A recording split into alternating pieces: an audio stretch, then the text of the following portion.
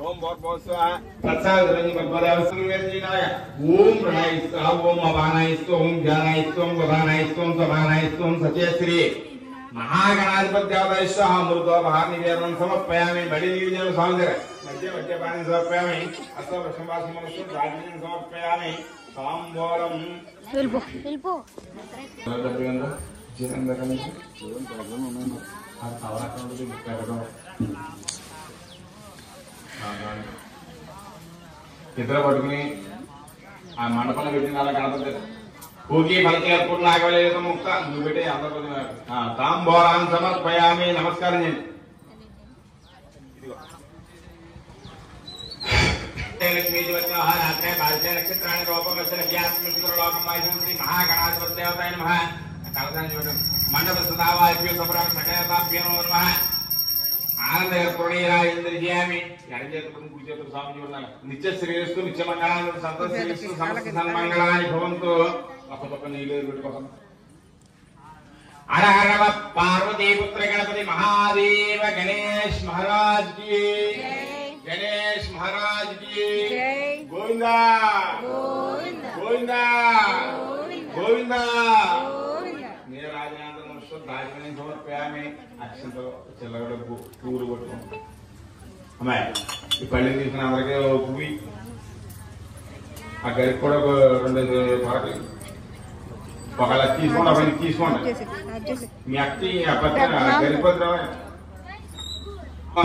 राजाय प्रदय साहिने नमो वयं वै श्रवणाय कूर्मः समेका मानक मकामात् पठन् समेका मानक ब्रह्मा ओम तद्वायु ओम तदात्मा ओम तत्सत्यं ओम तत्सर्वं ओम तत्रो नमः अंतच्छरतु भूतेषु गुहायां समुत्तिषु स्वाम्यज्ञस्तं महत्कारस्तगं रुद्रस्तगं इन्द्रस्तगं विष्णुत्वं ब्रह्मत्वं प्रजापतिः त्वं तदापापोच्चोदरसोमृतं ब्रह्म भूर्भुवस्सुरोम् ईशान सर्वविद्यानाम् ईश्वर सर्वभूतानां ब्रह्माधिपतिर्ब्रह्मणाधिपतिर् ब्रह्मा शिवो मे अस्तु सदा शिवो विष्णुवर्य परमं पदम् अनन्तकं सत्यं परं ब्रह्म पुरुषं कृष्णवेङ्कटं ओर्धरेतं विरूपाक्षं विश्वरूपाय वै नमो नमः आकाशात्मजं तोयं विदागच्छति दिशाकरं सर्वदेव नमस्कारान् केशवं प्रति गच्छति श्री केशवं प्रति गच्छति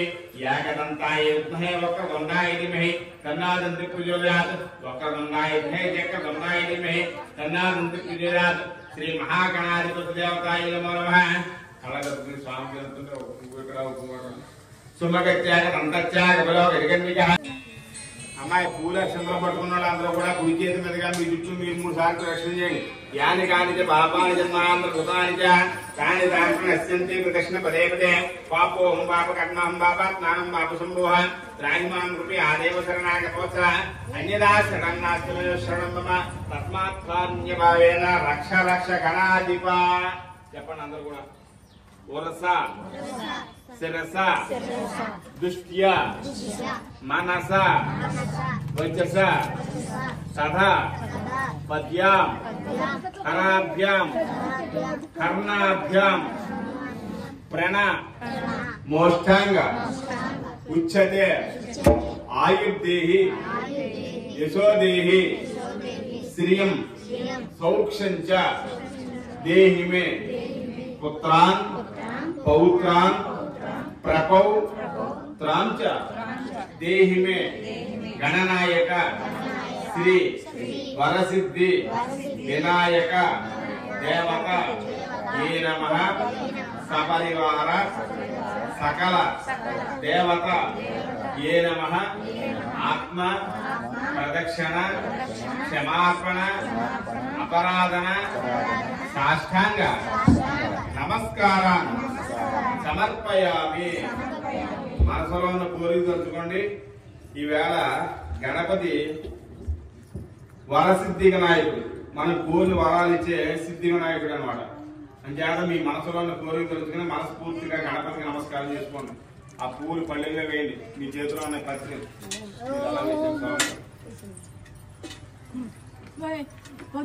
గణేష్ ఆయన ఏదో సంబంధ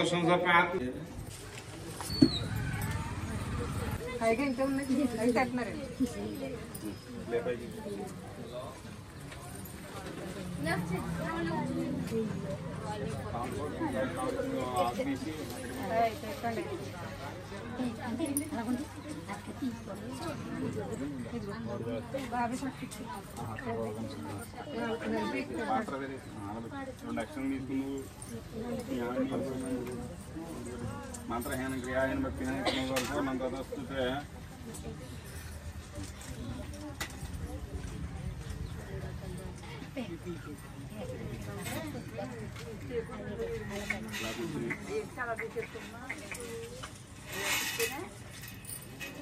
ఇగో కలసికి వినాయకుడు మయం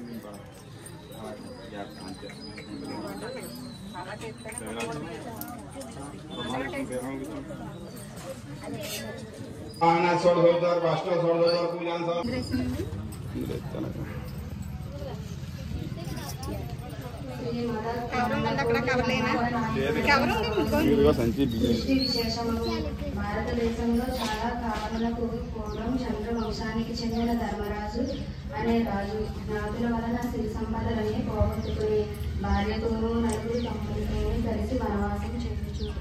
ఒకనాడు నైమిషాల తోట మహాముని దర్శించి నమస్కరించి, అయ్యా, మేము మా దయాదులచే దళా చేయబడి ధన కనక వస్తు వాహన రాజ్యాధికారములన్నింటినీ పోగొట్టుకుని ఉన్నాము.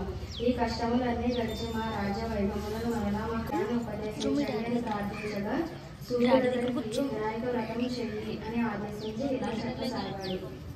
ధర్మరాజ, ఒకనొక సందర్భంలో శ్రీ కుమారస్వామి కైలాసవాసి అయిన పరమశివుని సమమైన విజయ వైభవాలను పుత్ర పౌత్రాదిగా వంశవృద్ధిని పొంది అన్ని కోరికలు తీరిన వారి సకల సుఖ సౌభాగ్యాలను పొందుతారు. అటువంటి వ్రతాన్ని చెప్పవలసింది అని కోరాడు.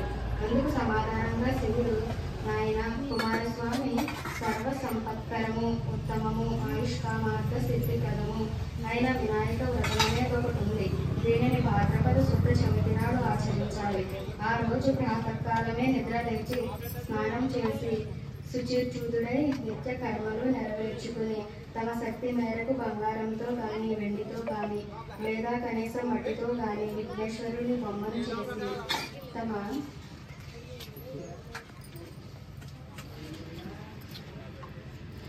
ఇంటికి ఉత్తర దిక్కులో వడ్లు గాని బియ్యం గాని పోసి మండపాన్ని నిర్మించి అష్టదళ పద్మాన్ని ఏర్పరిచి గణేశ్వర ప్రతిమను ప్రతిష్ఠించి చేత గంధాక్షత పుష్ప ప్రదాతులతో పూజించి ధూపదీపాలను వెలగా నేరుడు చెరకు మొదలైన ఫలాలను ప్రత్యేకంగా రకమున తిరువదిగి ఒకటి ప్రకారం నివేదించి నృత్య గీతావ్యాధ పురాణ పఠనాదులతో పూజ ముగించి యథాశక్తి వేద విధులైన వ్యక్తులకు దక్షిణ తాంబూలాలు ఇచ్చి భజనంతో కలిసి నూనెను ఉపయోగించకుండా నీటితో చేసిన వివిధ భక్ష భోజ్యాదులతో భోజనం చేయాలి. మరునాడు ఉదయం స్నాన సంధ్యను పూర్తి చేసుకుని యథాశక్తిగా బ్రాహ్మణులను దక్షిణ తాంబూలాలతో సంతుష్టపరచాలి. ఈ విధంగా ఎవరైతే ఈ వినాయక వ్రతాన్ని చేస్తారో వాళ్ళకి శ్రీ గణపతి ప్రసాదం వలన సకల కార్యములు సిద్ధిస్తాయి. ఆ విధంగా షణ్ముఖునికి శివునిచే చెప్పబడిన ఈ వ్రతాన్ని నువ్వు కూడా ఆచరించు. గతంలో విదర్భ యువరాణి దమయంతి ఈ వ్రతం చేయడం వలన తాను ప్రేమించిన నల మహారాజును పెళ్ళాడ జరిగింది. విఘ్నేశ్వర జన్మం. పూర్వకాలంలో గజాసురుడని గజ రూపం గల రాక్షసుడు కూర్చి తపస్సు చేయట. అతని తపస్సుకు మెచ్చి శివుడు నివాసం వరమిస్తాడు. కైలాసంలో పార్వతీదేవిని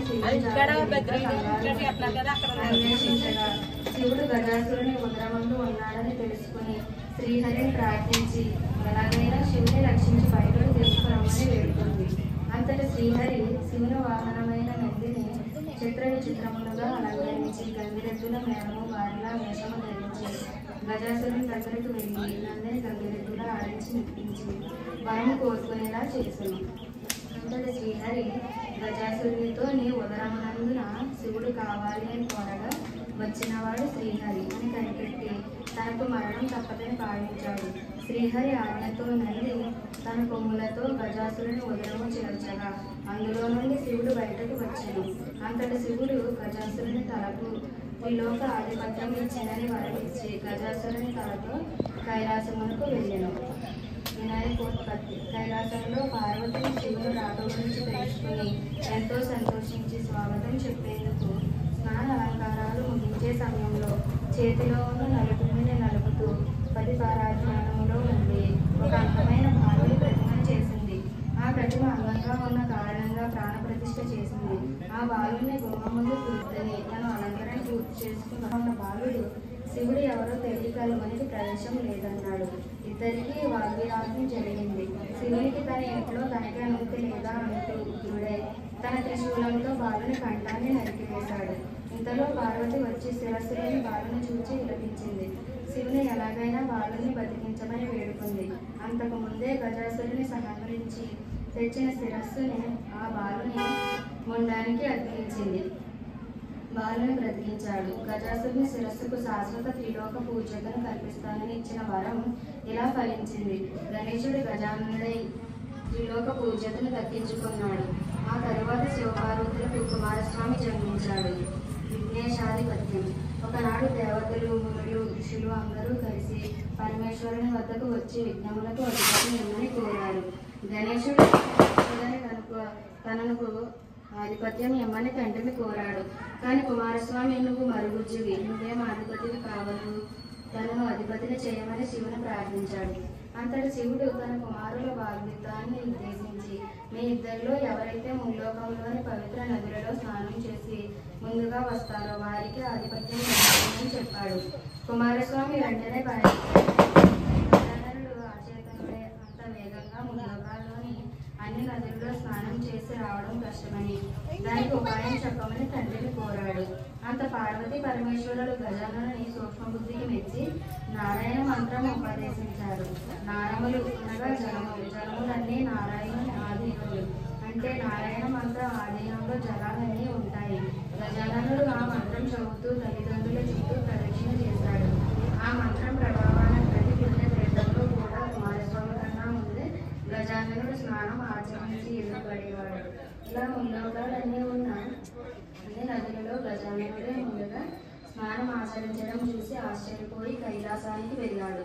అక్కడ అన్నగారి చూసి ఆశ్చర్యపడి కుమారస్వామి తండ్రి, అన్నగారి మహిమ తెలియక ఆధిపత్యాన్ని కోరాను, నన్ను క్షమించండి. ఆధిపత్య అర్హత అన్నగారికే దక్కుతుందని ప్రార్థించాడు. ఈ విధంగా గజాననుడు విఘ్నములకు అధిపతి విఘ్నేశ్వరునిగా కొలవబడుతున్నాడు. సమంత కోపాఖ్యానం. సత్రాజిత్ అనే రాజు యొక్క భక్తి మెచ్చి సూర్యుడు అతనికి సమంతకమని ప్రసాదించాడు.